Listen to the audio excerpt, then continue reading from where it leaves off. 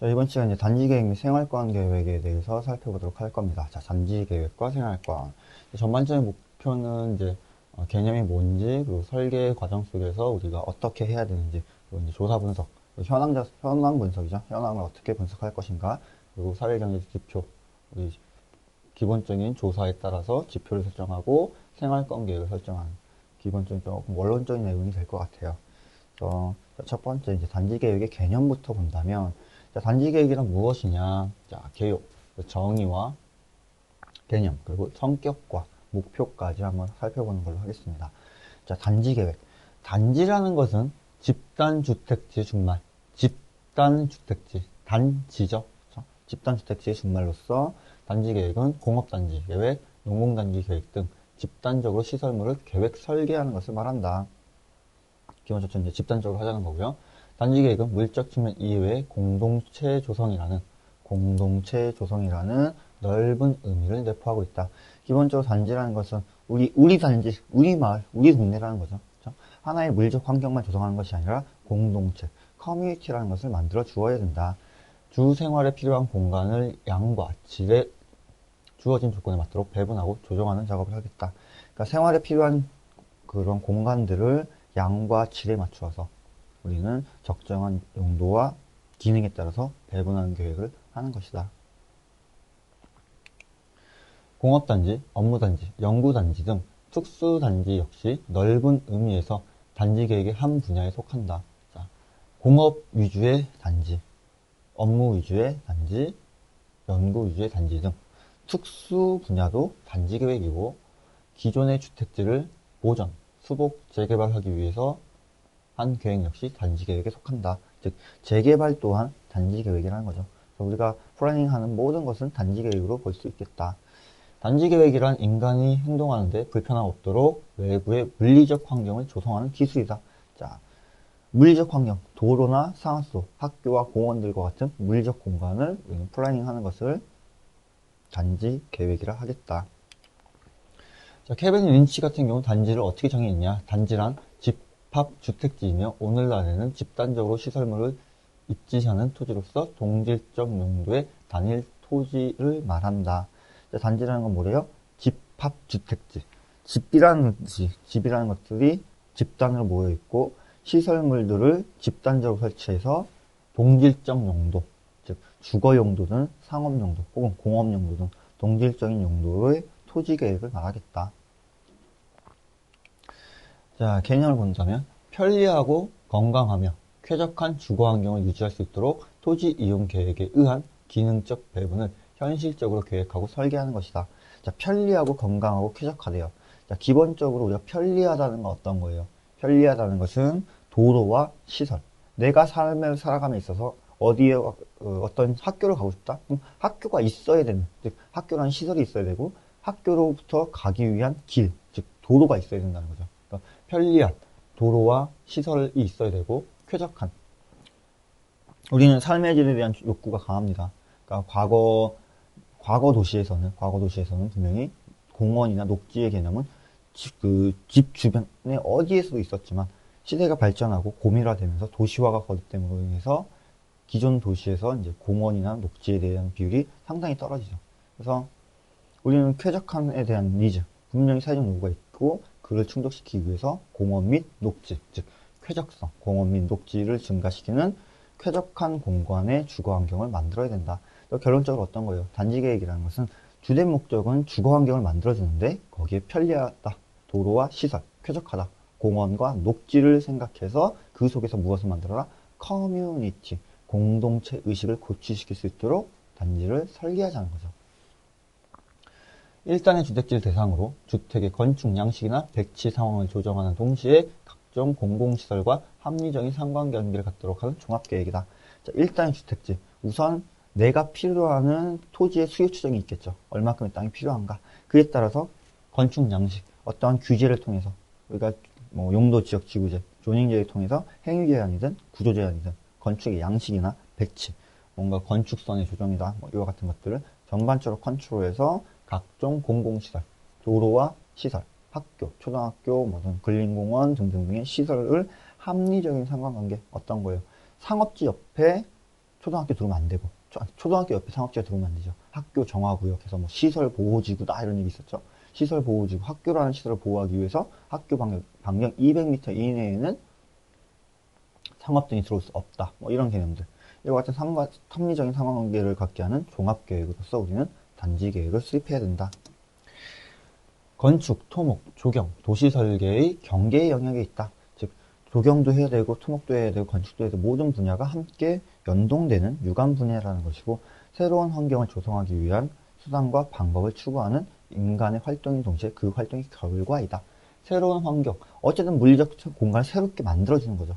그렇게 새롭게 만들어주는데 인간 활동의 결과다. 즉 인간이 만들어내는 공간이잖아요. 그렇죠? 자연이 만들어내는 공간이기 때문에 환경의 한 분야로서 인위적 환경 요소를 합리적으로 조성하는 과정을 갖추고 있다. 환경계획, 우리가 살고 있는 환경이라는 거, 우리가 뭐 환경 개연론, 환경 결정론 그런 것도 한번 있었죠. 그러니까 환경에 따라서 공간을 설계해야 되는데 그런 설계 분야는 합리적으로 조정을 해서 우리가 인간과 물리적 환경들을 보다 조화롭게 만들어주는 것이 이제 단지계획의 한 부분이 될 것이다. 다음으로 인간의 활동 공간, 즉 장소를 3차원적으로 구성하는 작업으로 인간 생활에 필요한 공간의 양과 질, 주어진 조건에 맞도록 배분을 조정한다. 자, 3차원적 어떤 거예요? 입체적이라는 거죠. 그렇죠? 우리가 높이까지 고려한 건물이다 보니까 3차원적으로 구성해야 되고 인간의 정주 환경의 틀을 형성하는 것으로 물리적 환경의 복합적이고 가변적인 여러 요소들을 합리적으로 배치하기 위한 일련의 작업 과정을 뜻한다. 자, 인간의 정주 환경, 그러니까 사람이 사는 공간을 복합적이고 가변적인 요소들, 분명히 되게 복잡한 공간이죠. 그런 것을 이제 합리적으로 배치하는 작업 과정이 필요하다. 자, 주거단지의 일반적인 성격. 자, 성격이라는 것은 무엇은 무엇이다, 뭐는 뭐다. 소심한 성격이다. 그럼 그 성격을 토대로 그 사람이 어떤 건지 알 수 있죠. 저 사람의 성격은 다혈질이야. 그럼 그 사람이 어떤 건지 우리 바로바로 알 수 있잖아요. 그러니까 주거단지 성격이라고 얘기하는 것도 주거단지는 뭐구나라고 이야기해 볼 수 있는 과정이겠죠. 주된 용도는 주거지이며 인구가 1만 명 이상 될 경우 상업 용도의 토지 이용 계획이 필요하다. 자, 기본적으로 주거단지라는 건 뭐예요? 사람이 사는 공간이라는 거죠. 사람이 살 수 있는 공간이고 인구 1만 명 이상이 될 경우, 즉 근린주구의 기본 단위래요. 근린주구. 근린주구라는 건 좀 더 다시 배울 거예요. 그래서 근린주구 1만 명 이상의 사람이 있을 경우 상업 활동을 할 수 있는 토지 용도가 필요하다. 그 말은 뭐예요? 인구가 일정 인구가 이상 되지 않는다면 상업 용도의 배분은 필요 없다는 거겠죠. 그래서 우리는 인구에 따라서 상업 지역을 결정할 수 있는 거고요. 주거단지의 골격은 간선 도로망으로 이루어진다. 골격, 뼈대죠. 큰 틀은 간선도로라는 것으로 이루어질 수 있다. 사회 경제적 측면에서는 비자족적 도시의 형태를 가지는 것이 보통이다. 자, 사회 경제적 측면에서 비자족성. 기본적으로 자족성이라는 건 어떤 거예요? 신도시 계획에서 한번 배웠죠. 자족성, 신도시라는 것은 하나의 도시가 그 자체에서 경제적 혹은 문화적, 사회적 측면에서 자족성을 가져라. 자족, 상업지역이 있고 공업지역이 있어서 그 속에서 경제활동을 할 수 있게끔 해줘야 되는데 지금 일반적인 주거단지는 비자족성이라는 거죠. 그러니까 주거지의 역할만 하는 것이지 별도의 경제적 창출을 하는 것은 아니다. 서로 다른 소득 수준이나 다양한 직업의 계층, 사회적 신분을 적절히 혼합시키는 사회적 융합, 소셜 믹스가 필요하고 그를 통해서 공동체 의식 향양이 도움이 된다. 기본적으로 주거단지 계획은, 단지 계획은 소셜 믹스, 사람들과 서로 다른 각기 다른 사람들이 믹싱, 소셜 믹스가 나와야 된다는 거죠. 그래서 우리가 개별적인 아파트 단지를 봐도 각각 평형이 다르고 또 임대주택도 섞여 있고요. 이런 것들이 소셜 믹스, 사회적 구조에 따른 영향이라고 볼 수 있겠습니다. 자, 그럼 우리가 이런 주거단지 계획을 했을 때 주거 환경, 편리하고 쾌적한 주거 환경이라고 얘기했을 때 그 목표, 어떠한 것을 목표로 주거단지를 만들어야 되냐. 그래서 WTO죠, WTO. 그래서 WHO, 세계보건기구 WHO에서는 쾌적성과 안전성, 편리성과 보건성에 맞게끔 우리의 주거 환경을 잡아주자고 합니다.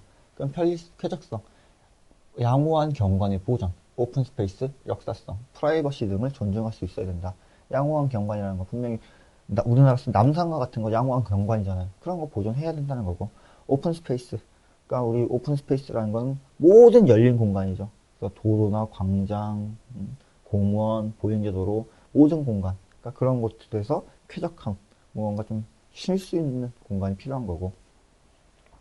역사성. 그 도시가 갖고 있는 역사와 문화, 전통들에 맞게끔, 그리고 프라이버시, 개개인의 공간, 프라이빗한 공간이 있어야겠죠. 그런 걸 생각해 줘야 되고. 안전성, 사고 방지나 방제. 그러니까 우리 뭐 완충록지 같은 거 보면은 뭐 재해를 예방하기 위해 설치한다. 이렇게 얘기를 하죠. 완전성도 있어야 되고. 편리성, 접근성과 공공시설의 지휘자. 그러니까 시설로에 대한 접근성이 좋으려면 도로가 잘 잡혀 있어야 되고, 그 시설이 좋아야 사람들이 찾겠죠. 너무 오래되고 낙후된 시설이라면 사람들이 찾지 않다 보니까 환경의 질은 낮을 것이다.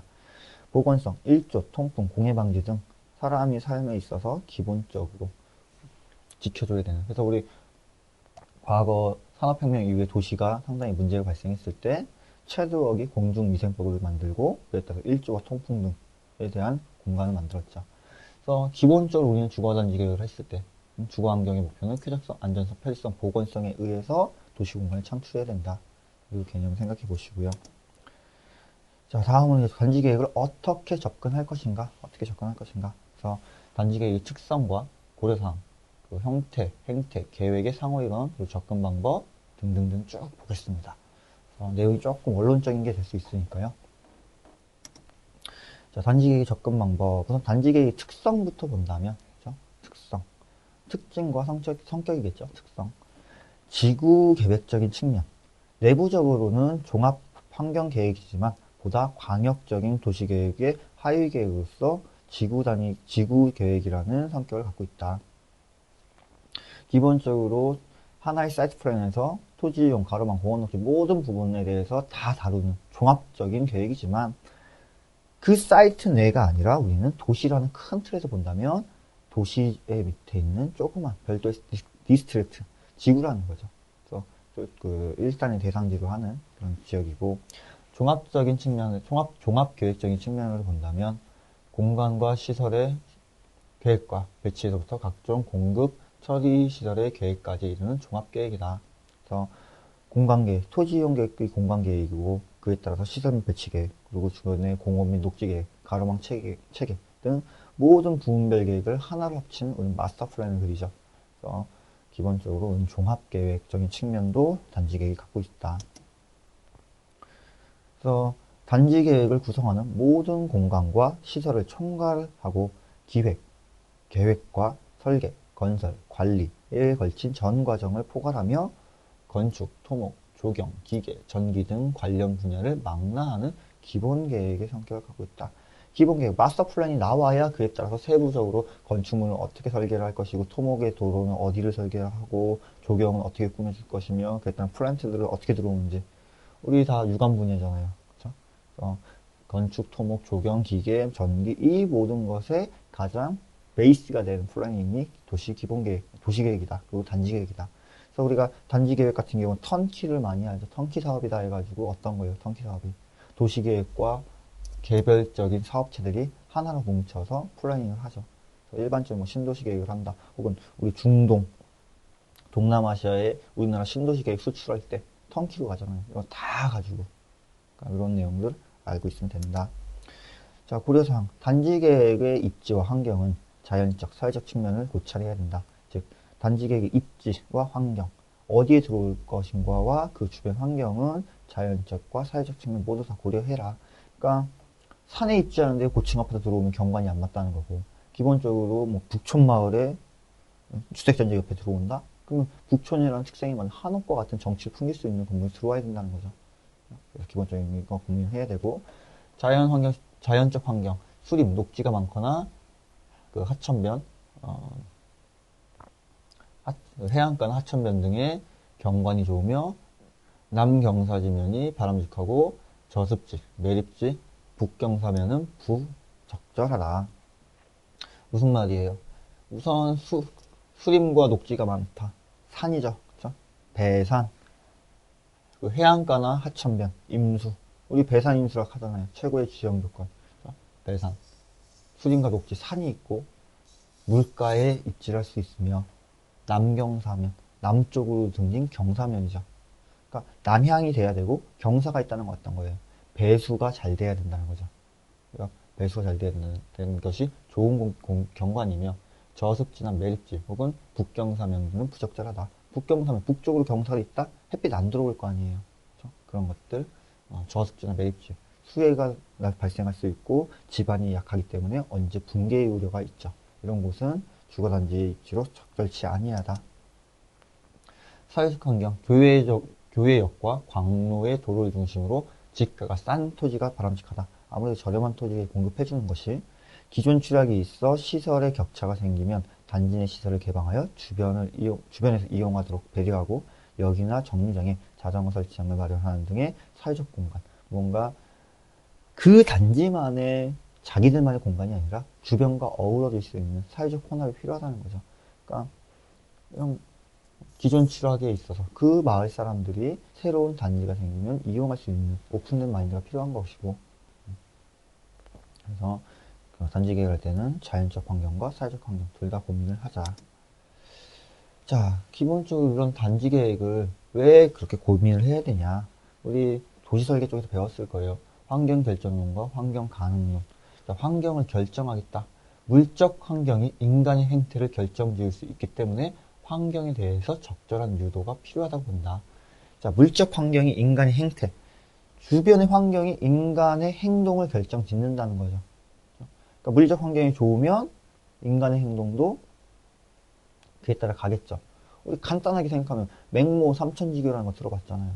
맹자의 어머니가 아들의 교육을 위해서 3번의 이사를 했다.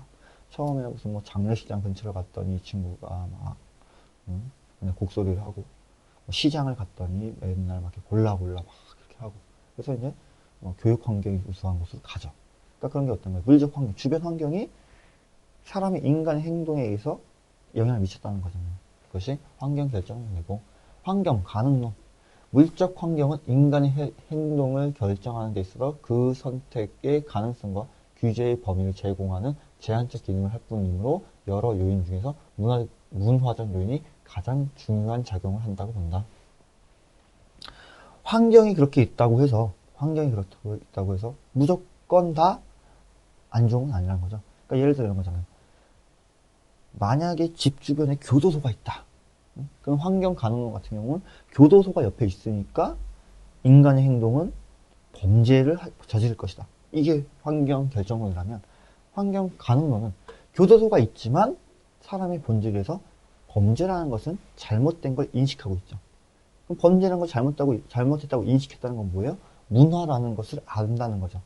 사회적 통념상 범죄, 죄를 저지르면 안 된다는 걸 알고 있기 때문에 교도소라는 공간을 봤을 때, 나도 교도소에 수감되는 그런 게 아니라 난 다르게 생각해야지. 그와 같은 식으로 결정하는 거. 그래서 환경 가능론이라는 것은 요인은 제공할 수 있지만 선택은 개인이 한다는 거. 두 개가 차이점이 있죠. 세 번째, 환경 개연론. 물적 환경이 인간의 선택에 많은 영향을 미치게 되어 어떤 환경에서는 특정한 행위가 우세하게 나타난다고 보며, 이러한 측면에서 환경과 인간의 행태 사이에서는 합리적인 관계가 존재한다고 인식한다. 물적 환경이 사람이 선택하는데, 우리가 아까 보면 환경 결정론은 환경에 따라서 그 사람이 그렇게 된다는 거고, 가능론은 환경은 만들어지지만 인간이 선택을 하는 거고, 마지막 환경 개연론은 뭐예요? 환경이 그 선택에 영향을 미친다는 거죠. 그래서 물적 환경이 인간의 선택에 영향을 미치게 되어 어떤 환경에 특정한 행위가 우세하게 되고, 그러니까 문화의 차이를 인식하는 거죠. 우리가 간단하게 보면 그런 개념이겠죠. 우리 저쪽 이슬람권에서는 돼지고기를 먹지 않잖아요. 그렇죠? 그 인도 힌두교 쪽에서는 소고기를 먹지 않잖아요. 그런 것이 환경에 따라서 인간의 선택을 미친 거죠. 그러니까 이슬람 문화권, 힌두교 문화권이라는 그런 관점에 의해서 거기서 살고 있는 사람들은 그런 고기를 먹지 아니하는, 이런 것이 환경 개연론이다. 비슷하지만 개념이 약간씩 다르죠. 그래서 이런 측면에서 이 환경과 인간 행태 사이에서는 합리적인 관계가 존재한다고 인식한다. 그래서 이슬람권에 있었던 사람들이 뭐 다른 지역에 감염으로 인해서 고기를 먹는 경우도 발생하잖아요. 그런 부분을 좀 생각해 보시면 우리가 설계를 했을 때 설계가 이제 중요하다는 거죠. 물적 환경이 물적 환경을 잘 조성해 해줘야 그에 따른 올바른 선택도 할 수 있고 영향도 미칠 수 있고 그래서 환경 결정론, 환경 가능론, 환경 개혁론에 따라서 우리가 도시 환경과 인간의 행태는 달라질 것이다. 좀 정리를 해 놓으시는 게 필요할 것 같아요. 자, 그러면 이제 이런 걸 어떻게 접근할 것인가? 자, 생태적 접근 방법. 자연이 지니고 있는 본래의 가치 및 체계를 밝혀내어 인간의 사회적 가치 및 체계와 조화에 초점을 맞춘다. 그러니까 기본적으로 자연의 순리에 맞게끔 인간의 가치, 행동을 맞춰준다는 거죠. 그러니까 생태계의 순리, 먹이사슬, 먹고 먹히는 관계에 따라서 인간도 그에 순응하고 따라가야 된다. 환경적 접근 방법. 그럼 자연이 바람이 불면 바람길을 열어줘야 되잖아요. 바람길 연다는 건 뭐예요? 큰 건물로 인해서 바람을 막으면 안 되니까 바람이 부는 방향에는 아파트를 바람의 길에 맞게끔 설계해라. 이런 것들이 생태적 접근이라면 심리적 접근 방법. 환경과 인간의 행태와 상호작용에 대해서 이해를 통해 환경에 대한 적절한 통제를 추구하고자 한다. 환경과 인간 행태의 상호작용에 대해서 이해를 하고 그 환경에 대해서 적절한 통제를 추구한다. 무슨 말이야? 아까 봤던 환경 개연론과 비슷하죠. 환경에 의해서 결정할 수 있고 그에 따른 선택의 폭을 잡아주는. 자, 안전성. 주거는 외부의 위험으로부터 인간의 육체적, 심리적 보호를 해야 된다. 집이라는 공간은 그래서 벽이 있는 거고, 그래서 울타리를 갖추는 거죠. 혹은 요즘 현대사회에서는 아파트 입구에 경비실이 있고, 개별적인 동에 들어오기 위해서는 세컴 시스템이 다 돼 있죠. 이런 것이 형태적으로 혹은 심리적으로 안정감을 주도록 설계를 하는 방안이겠죠. 프라이버시, 사회적 접촉에 대해서 선택적 통제를 해야 된다. 개개인의 프라이빗한 공간이 있다면 그 공간은 우선 선택할 수 있는 거잖아요. 내가 방이라는 공간을 방문은 내 공간이고 그 문을 열어놓았을 때 가족들에게 오픈될 것인가 닫았을 때 자기만의 공간을 만들 것인가. 그 방이라고 얘기해서 들을 수 있겠지만 이런 것이 확대되면서 도시에도 적용을 시켜야 된다. 시점, 미가적 접근, 미적 질서를 인간 환경 창조에 구현하고자 한다. 그러니까 우리 도시미화 운동, 뷰티풀 무브먼트 해가지고 도시 공간을 좀 더 아름답게 만들 수 있는 그런 과정이 필요하다는 거고, 사회적 접근 방법, 환경 계획을 사회적 변화 요인으로 보는 경향 속에서 거주자의 교구로 인식하는 인간 심리적 측면에서의 관점을 주겠다. 말이 좀 어렵죠. 그러니까 사람들의 소셜, 뭔가 함께 있고 싶어하고 우리는 분명히 외로운 존재라고 하잖아요. 그러니까 그런 사람들이 사회적 교류를 통해서 서로 뭔가 심지어 안도의 감을 줄 수 있는 그거와 같은 식으로도 설계를 했을 때 우리는 단지 계획을 할 때 접근을 해야 된다. 단지 계획은 생태적 접근 방법, 자연 환경에 따라서 우리는 공간을 설계해야 되고 형태, 심리적 방법, 그 사람들의 마음에 맞게끔 심리적으로 안정이 될 수 있게끔 만들어줘야 되고 보다 아름답게 시각적, 미적으로 도시 공간을 표현해야 되며 사회적 환경, 그 속에 살고 있는 사람들이 공동체, 커뮤니티, 무언가 하나의 집단이다라고 인지할 수 있도록 구성하는 방법이 필요하다. 그래서 이렇게 보면은 되겠죠.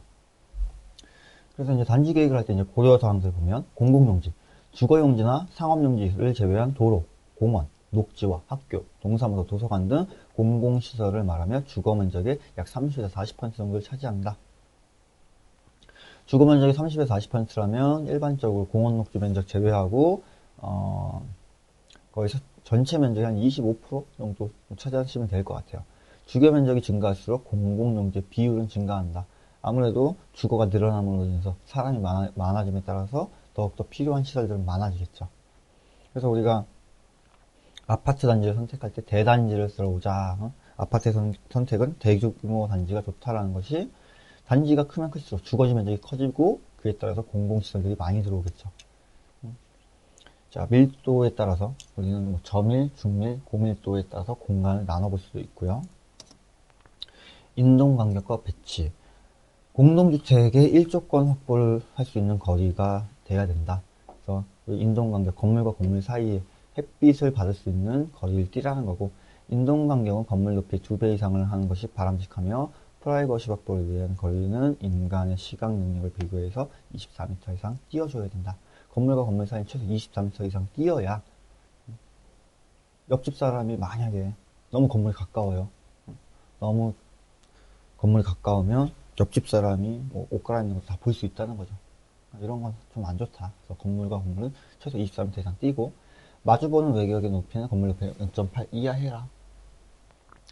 동기등을 기준으로 각 세대가 9시에서 15시 사이에 건축조례가 정하는 시간 이상으로 연속하여 1조를 확보할 수 있는 높이 이하로 할 것을 규정하고 있다. 동지, 햇빛이 가장 적게 뜨는, 해가 가장 짧게 뜨는 날을 기준으로 최소한의 1조권은 보장을 시키자는 게 인동간격이고요. 생활 편의시설, 생활권 안에서 여러 편의시설들이 주민들이 쉽게 접근할 수 있는 위치에 양쪽으로 충분히 확보해야 된다. 기본적으로 우리가 필요한 시설들은 집 주변에서 내가 스레바를 신고 맨발로 나가서도 기본적으로 필요한 것들은 다 들어올 수 있어야 되죠. 그래서 보면 편의점이라든지 세탁소라든지 이런 같은 시설들은 바로 집 주변에 있잖아요. 그런 편의시설들은 집 근처에 와야 되고, 도로, 편리성과 안전성, 쾌적성이 있어야 된다. 편리성이라는 것은 자동차의 소통의 신속함과 접근성이 용이해야 된다. 빠르게 소통할 수 있고 접근하기 쉬워야 되며, 안전성, 보행자의 안전을 고려해야 되고, 쾌적성, 장소성과 영역성에 있어서 우리는 인지할 수 있는 공간이 필요하다. 자, 대기오염. 고밀 개발을 지향함으로써 오염물질의 집적도를 감소시키고 풍향을 고려하여 주거지역의 입지를 선정하고 주변 간선도로의 교통 집중을 억제한다. 자, 무슨 말이에요? 고밀 개발을 한다는 것은 컴팩트한 개발을 한다는 거죠. 컴팩트한 개발을 한다면 보다 많은 사람들이 모일 것이고, 그에 따라서 에너지 소비가 또 많을 것이고 오염도 많겠죠. 그러니까 오염이 많아지는 것은 분명히 좀 안 좋은 결과를 초래할 수 있으니까 풍량 등을 고려해서 바람을 등지어서 주거지에 피해가 가지 않도록 만들어주고, 주거지 주변 간선도로의 용량을 판단해서 너무 많은 교통들이 집중하지 않도록 우리는 설계를 해야 된다. 그리고 녹지들을 조성해야 되는 등의 대기오염 등과 같은 부분을 생각해 보자는 겁니다. 자, 식생. 미기후를 조절하기 위해서 옥상 녹화나 벽면 녹화 등을 설치하고 일사와 복사량 등을 조절해서 일반적인 일사량의 90% 이상을 흡수할 수 있도록 하고, 여름철에는 약 5도씨, 겨울철에는 약 30%의 열 감소 손실을 할 수 있다. 그러니까 녹화를 하면 그렇다는 거고, 풍속이 약 10%를 감소시키는 방풍 기능 및 소음을 차단하거나 감소시키는 방음 기능, 그리고 성광에 의한 눈부심을 차단하는 기능 등이 있다. 그러니까 식생이라는 건 어떤 거죠? 단지 계획을 했을 때 조경이죠. 옥상 녹화를 하든지 뭔가 나무에 심든지 그랬을 때 미기후를 조절하는 능력과 소음이든 에너지 절약이든 다양한 효과가 있다는 거죠. 그래서 단지 계획을 할 때 식생에 관한 것도 고려를 해서 플래닝을 하자는 겁니다. 소음. 청각에 의해서 생활에 방해되는 소음 정도로 말하며 주거 생활에서 소음의 영향은 다른 공해보다 주민들이 더 민감하다. 그러니까 기본적으로 너무 시끄러우면 사람이 자야 되는데 시끄럽다는 것은 불편한 거잖아요. 그렇죠? 그래서 소음에 대해서는 우리가 민감하게 반응한다는 거고, 140회 이상에서는 고통을 느끼며 보통 55dB 정도가 바람직하다. 그래서 우리가 주거지역 설계할 때 방음시설들 이런 거 다 하죠. 아니면 단지 계획을 할 때도 너무 주변이 시끄럽지 아니한 곳에 우리는 설계할 수 있도록 해야 된다. 자, 그렇게 해서 이제 우리가 단지 계획에 대해서 쭉 살펴봤습니다. 그러니까 단지 계획이라는 게 뭐냐? 집단적으로 우리가 주거지 공간을 만들어야 되는데 어떻게 접근할 것인가, 생태적으로도 판단해보고 환경 가능론, 환경 개연론, 환경 절정론에 따라서 물적 환경이 우리 인간에게 어떠한 영향을 미치는지 살펴봤죠. 그에 맞게끔 우리는 토지 이용이라든지 가로막, 식생 등등등의 기본적인 내용에 맞추어서 도시공간은 단지 계획을 이렇게 설계하자는 접근 방법까지 알아봤습니다. 다음 시간으로 또 단지 계획 두 번째 시간으로 보다 자세한 사항들을 이야기해 보도록 하겠습니다.